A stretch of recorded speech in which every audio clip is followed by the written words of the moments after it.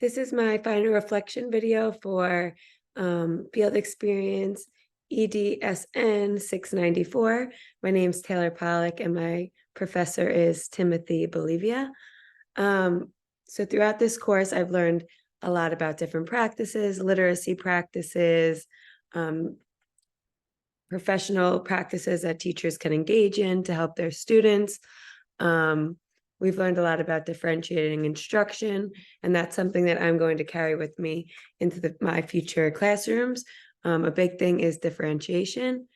As an educator, we're introduced to so many different practices. Some we may find useful, some we may not. So we need to figure out which ones we're going to really zoom in on and work with. And for me, I've really worked on and tried to developing my different ways to differentiate. I work in a classroom where kids are all different levels and they have high needs and low needs.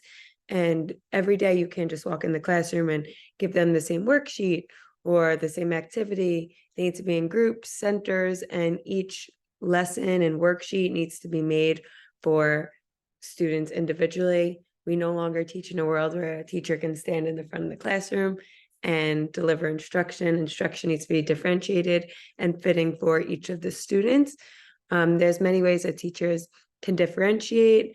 A professor in Virginia, he goes by the name Tomlinson, believes that there's 4 different ways that you can differentiate instruction. That's through environment, process, product, and content.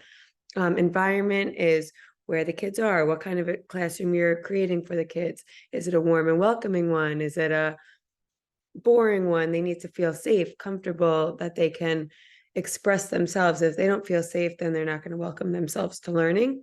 For product, I'm sorry, he believes that product is what a student will create at the end of a lesson or a lesson sequence.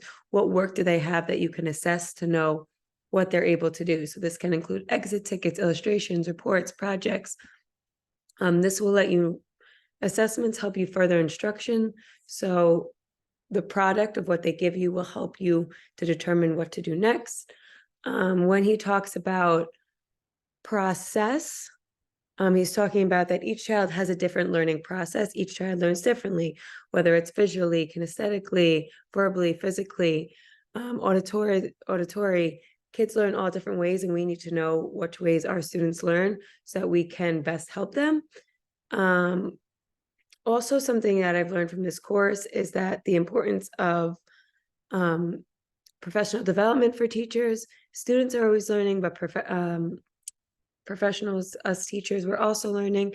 It's important for us to attend seminars with our colleagues, our administration, help build community.